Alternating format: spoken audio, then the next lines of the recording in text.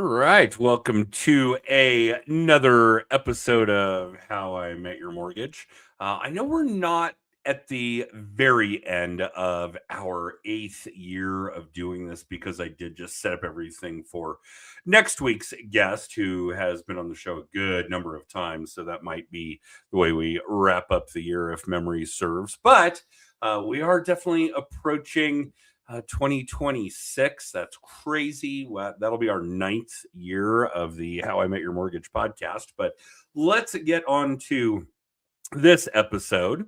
I'm Adam Smith, your host, as always, with Just the Tips Coaching. We've got another repeat guest for you guys today, although it's been a minute since we've had this guest on the show, and I'm not sure that it was ski season at the time, but welcome back to the show, Allison Simson. Hi, Allison. Hi there. Hi there. Nice to see you again. It's been a minute. Likewise, and we get to see somebody else right there behind you. I know we have additional guests. There's Brandy, additional guests. They don't know they don't know what's happening. It's all right. Okay, all right. So I know we talked quite a bit about the differences in the real estate space between the high country and the low country, and it's funny that we describe 6,000 feet as the low country here in Colorado. But right. Just so our audience is aware, you are a broker owner in Summit County, Colorado, which is probably our most populated ski resort county in the state. It might even be the most populated ski resort county on the globe. It's probably close. I don't know what goes on in the Swiss Alps. Salt Lake is pretty populated as well. They've got a lot of ski areas in Utah, but we're always vying for number one here. Okay. Definitely in Colorado. Yeah. Fair enough. Certainly in Colorado. And there are obviously a lot of great towns, and you probably deal with all of them, from Frisco and Silverthorne to Breck and Keystone and Copper on Mountain, and on. Silverthorne. Yeah, okay. That's the circumference there. Okay. That means a lot of winter driving for you. Yeah. Okay. So you good and I were tires, good car. Yeah. Good to have you and I things. were just talking about the fact that we had the snow didn't start to fall till quite late in the season this year. In Denver, we just got our first real taste of it this past week. The average first snowfall in Denver is October 18th. Is that right? So we were a good 6 weeks plus behind. And of course, things go absolutely haywire here when that happens. We see everybody who belongs to the Bald Tire Brigade can't even get up some of the hills on the main thoroughfares, that kind of thing. Not something you can get away with in Summit County. No, although we always laugh. It's like the very best marketing we can do for our resort market up here is if it snows on Monday Night Football when the Broncos are playing at home. That's a big one. If there's a big snowstorm, we will definitely get an uptick in business. People are buying lift tickets. Yes. Yes. Like, oh, right. But that doesn't happen anymore. What doesn't happen anymore? We haven't had a prime time football game with a snowstorm. No. And I can't even remember how long. No. And of course, now there's chatter about us getting a new stadium with a roof.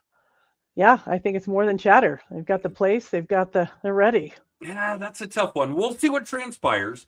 We've obviously seen some renderings of what it might look like. And yes, we have an idea of where the location might be, which is very, very close to where it is now. But that piece of land is still occupied in part by Denver Water.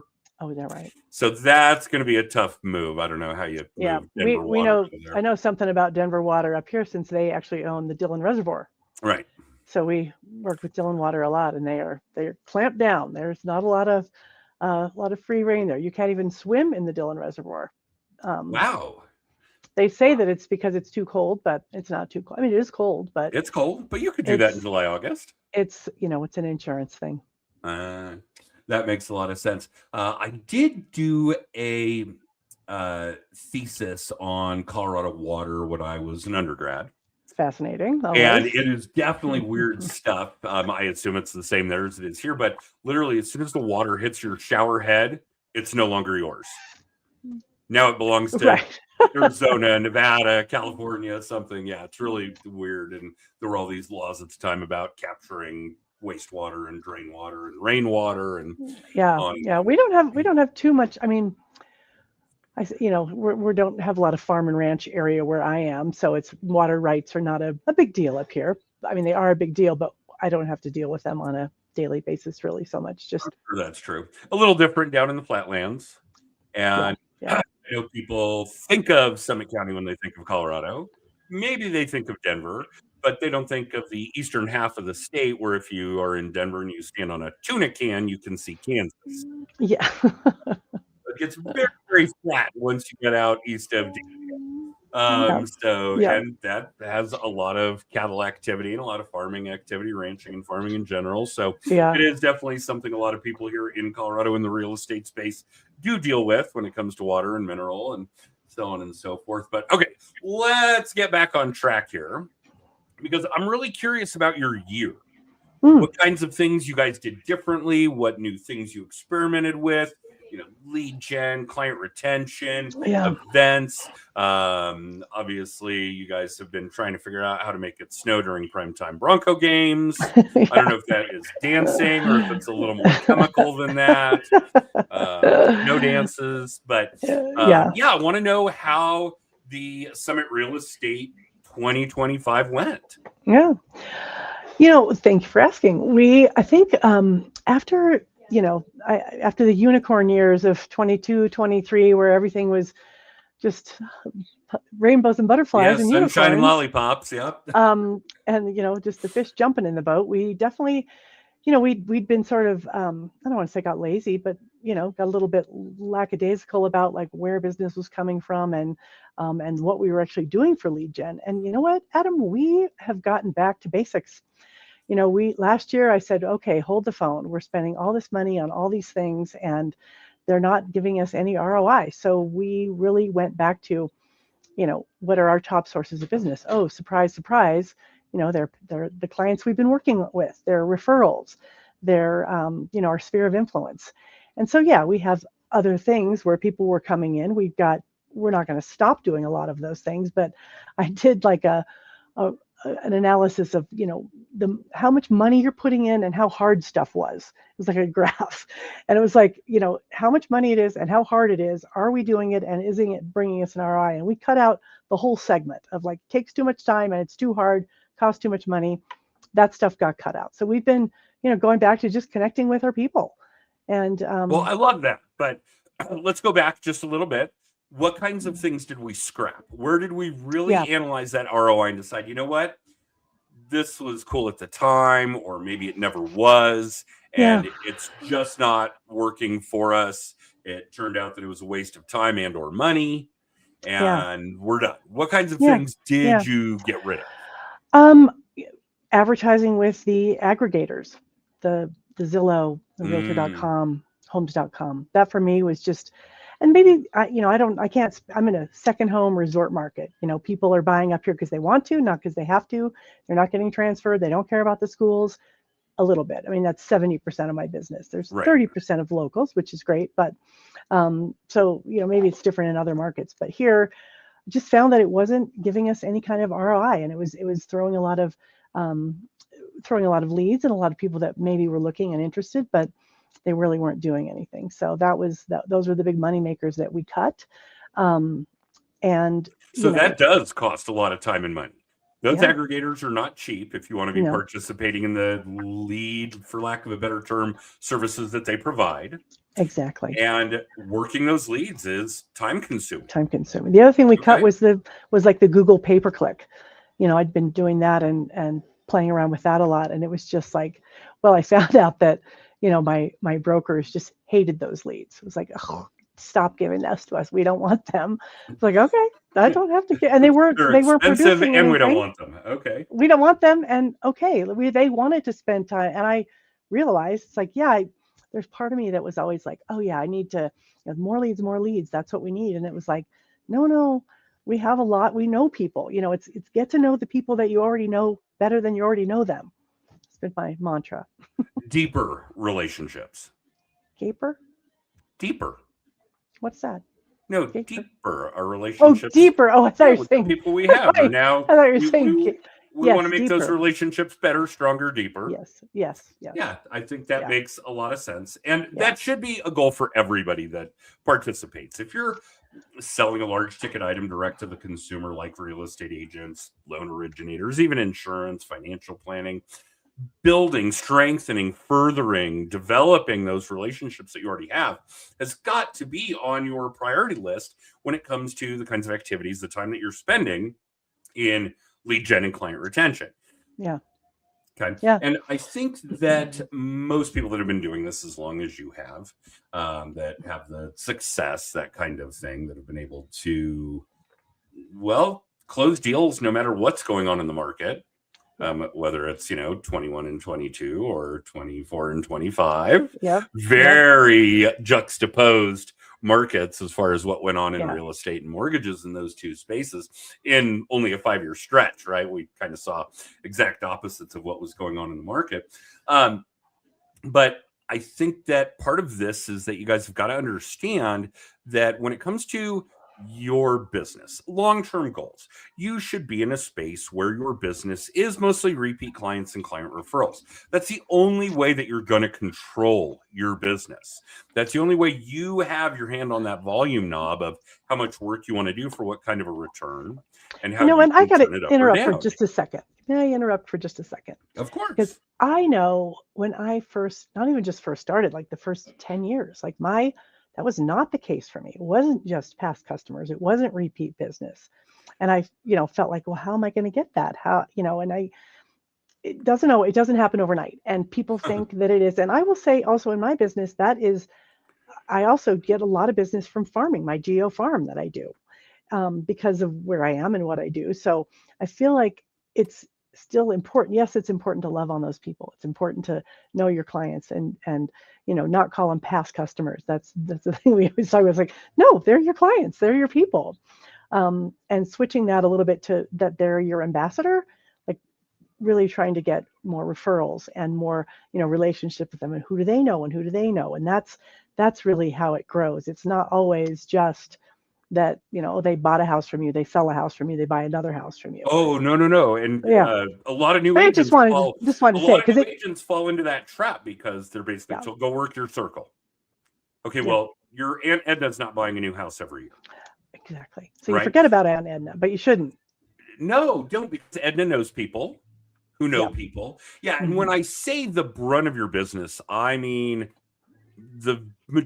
I would like to see everybody get to a point where 80% of your business is past clients and past client referrals.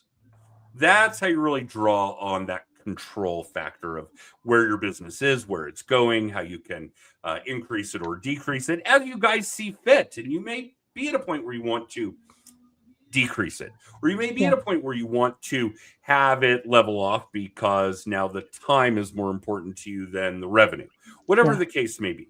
But yeah, absolutely, you've got to make sure that the past client referral business, I mean, repeat clients, important, but client referrals has really got to be a big piece of that. And then, you should be doing some supplementary work because you want to put new meat into the grinder. You want fresh fish. Absolutely. Because those people then know people who know people who know people, so on and so forth. And we know that one great client could eventually lead to 10 or 100 over the course of your career.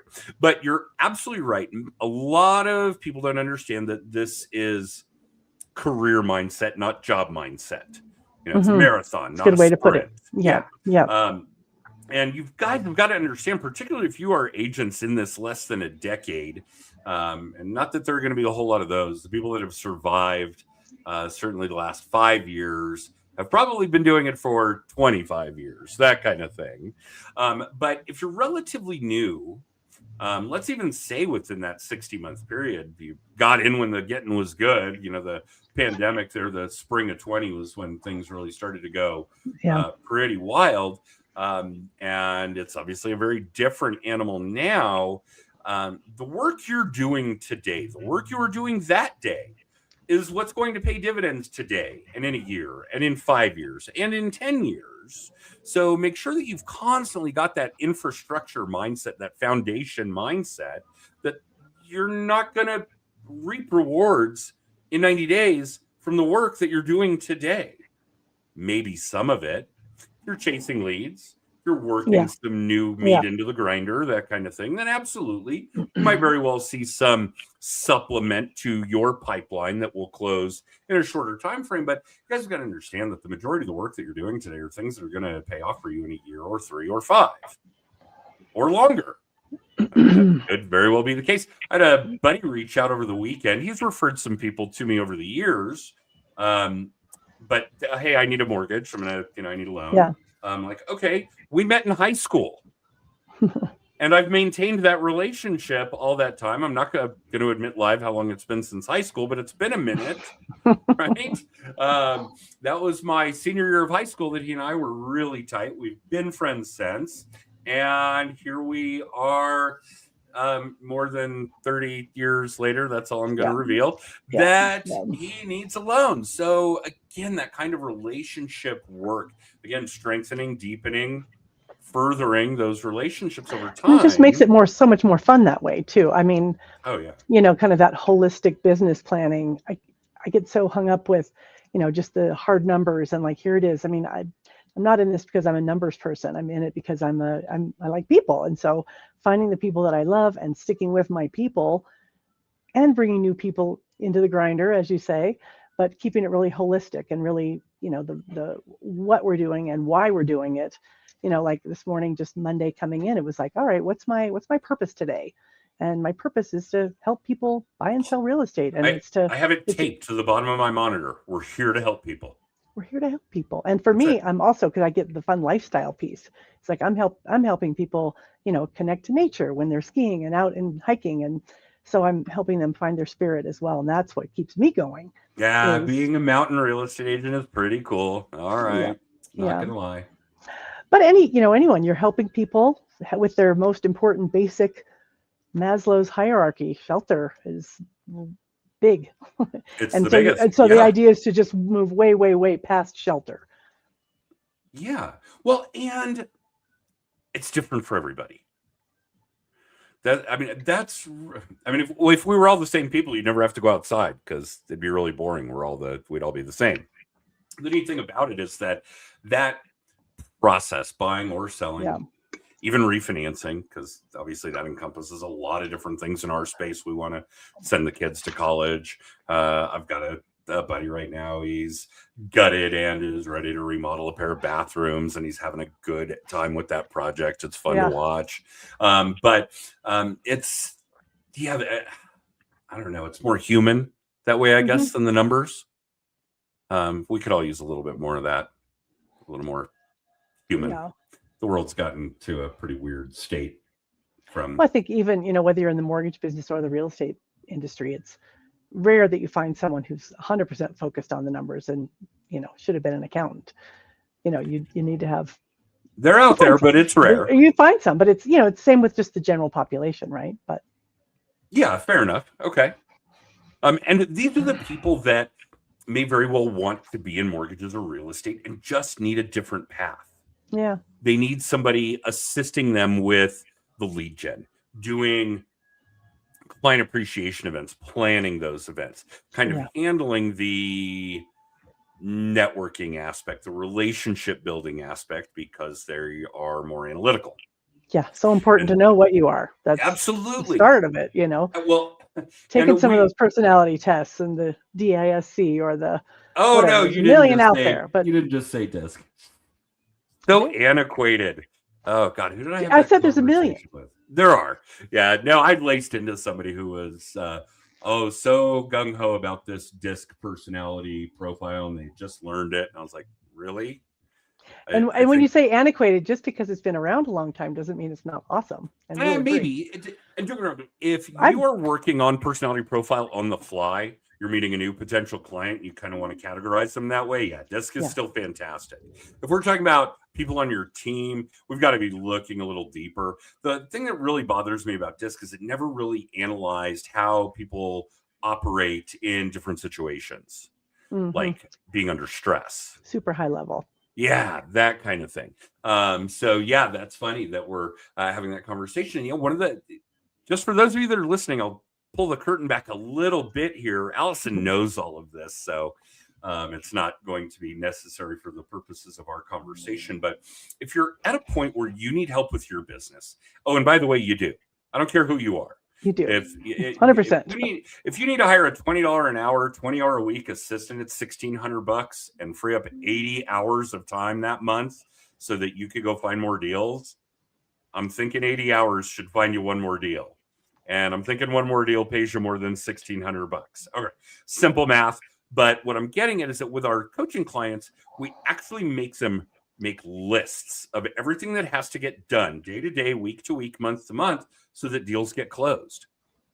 And then figure out what you're not good at or what you hate doing and pay someone to do that shit so that you can do the parts that you really like. Now, that may very well be, green visor pocket protector glued to the screen for the mortgage-backed securities market and running the economic analysis of where rates are going. Maybe that's you. If it's the opposite end of that spectrum and you want to be the one at events, you want to be shaking hands, you want to be talking to people on the phone, you want to be doing your social media work, well, then fine, do that, but figure out what you are not good at and find somebody who is, again, personality profiles, and let them do it. This is how we further our business, how we grow our business, how we grow our reach, how we grow our audience, all these things. And oh God, Allison, the number of people I still see in our roles not doing it. Yeah. It's voluminous and it's nerve-wracking. Especially with all the changes and all the contracts and just even now our little, they want you've got to keep up with the contracts and everything that's happening. And amidst all of is it AI? Is it this? Is it that? All the things that are happening, it's too hard for one person to do the whole thing. So the last time you were on the show, we did not have the big AI push that we have now. Mm-hmm. That's a big deal, and we should probably talk a little bit about that. But I'm trying to remember the last time you were on the show, was that before or after the NAR settlement? It was before. Yeah, so there's something that's huge and in your face, and everybody had to deal with it, whether you're in the real estate space on the marketing side or on the operations side, whatever the case may be. That was something that was an enormous change that everybody had to dig into. Yeah. No matter and I'm curious, and all the people that you're talking to, how big of an effect, year and a half later, what's been the change? None. Zero. I've seen, and actually, my brokers are making more money. Yeah, that's probably true. Because they're asking for it. And there's a little more work. There's a little more transparency. Yeah. Is there? I think the consumer's as confused as ever. Oh, sure. Oh, no, of course. And that's like most things that come out like this. When we adapted the mortgage space to eliminate the good faith estimate, the truths in lending, the fees worksheet. And that got eliminated? It all got eliminated. We went to what we now call the URLA, the Uniform Residential Loan Application. Okay. And a loan estimate and a closing disclosure. And the motivation was to make it easier for the consumer to understand. Yeah. But wait, because we need to add this, and we need to add this, and we need to add this, and we need to add this. And now the consumer understands it less than they did. Yeah. Right?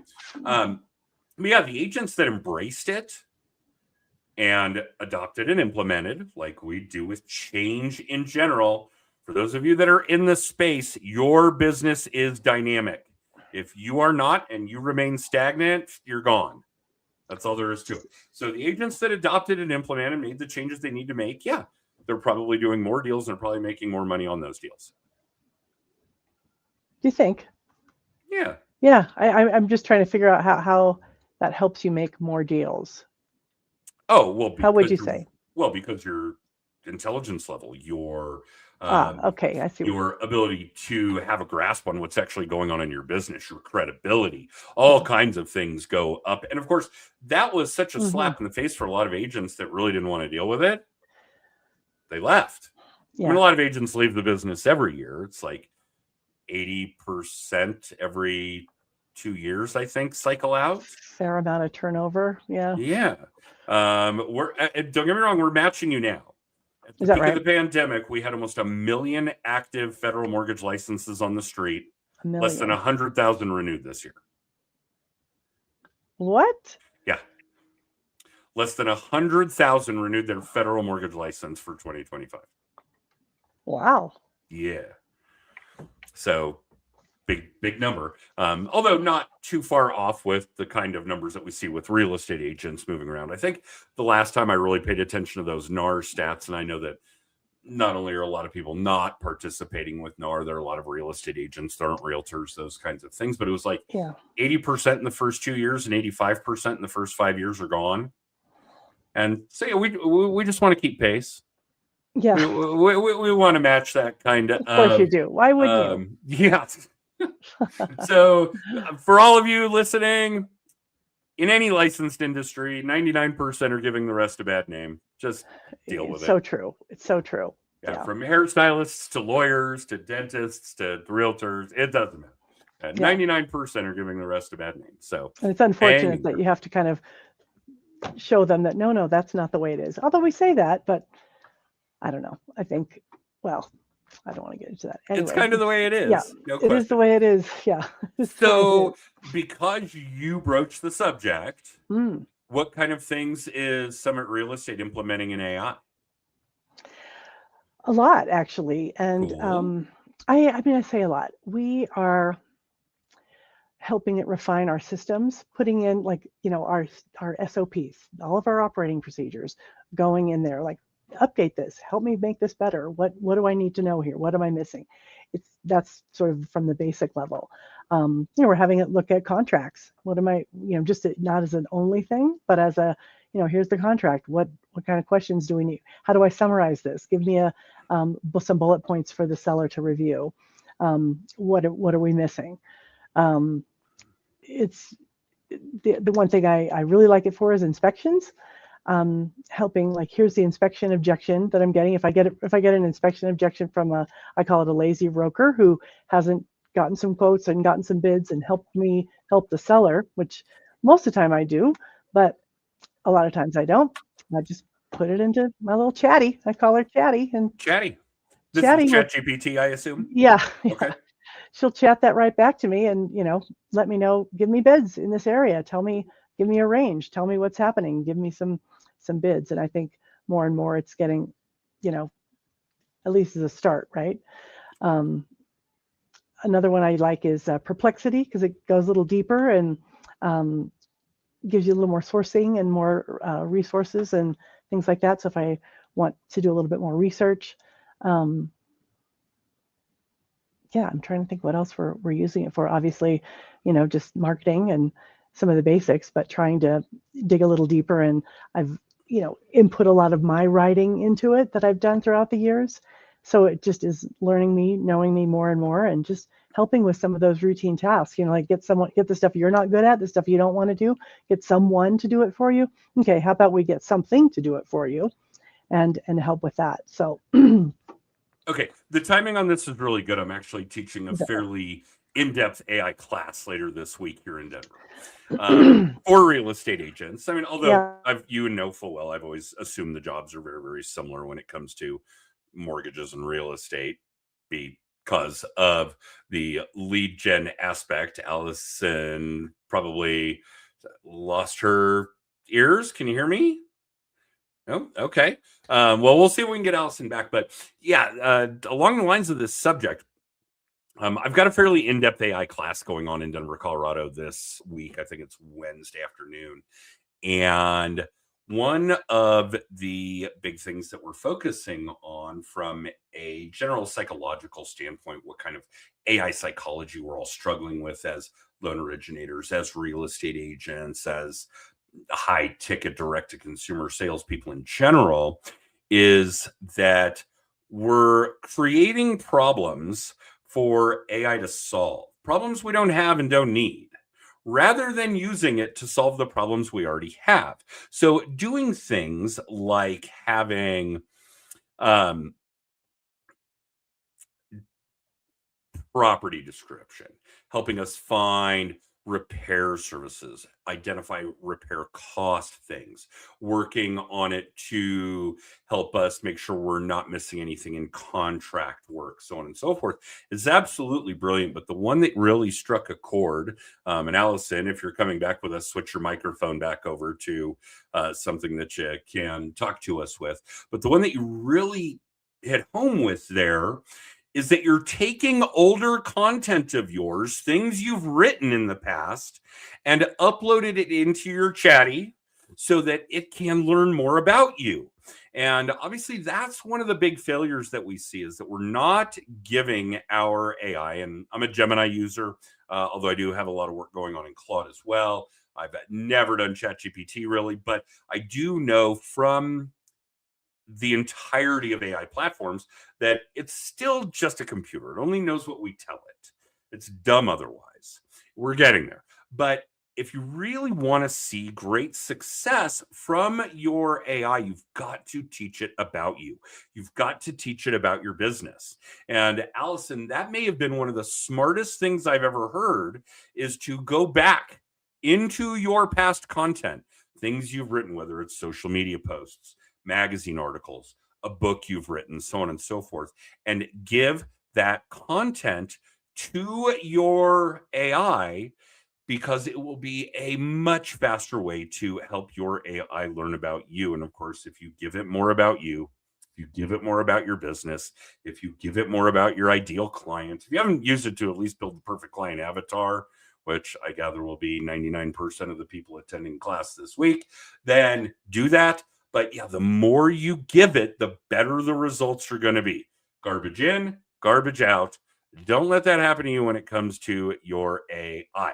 Allison, I still am not going to be able to hear you. It says your mic isn't connected, which isn't going to be an enormous ordeal, as we're already over our time. We will get to a point where we'll have all of those little details ironed out the next. Oh, you're okay. That you guys that are listening to the podcast rather than watching the video cast can't see Allison apologizing. And again, it was absolutely adorable for her to do that, mouthing the words that she's sorry because we're having an audio disconnect. But Allison, thank you. If nothing else, that nugget was enormous. And I will bring it up in class on Wednesday, I promise. For the rest of you, thanks for watching or listening live or in syndication.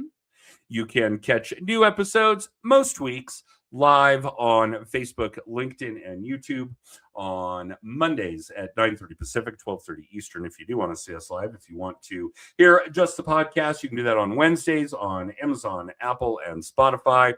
And for all the other things, I know Allison had brought up our weekly video blog and the other things that we do here at Just the Tips. Check out justthetipscoaching.com and you'll find all that stuff. Otherwise, Allison, thank you. I think you can still hear me. So thank you for doing another episode with us. I'm going to get you on the books for another one. We'll look at that for sometime next year. Happy holidays to you and to all of you watching or listening live or in syndication. And we'll see you next week with another episode of How I Met Your Mortgage. Have a wonderful week.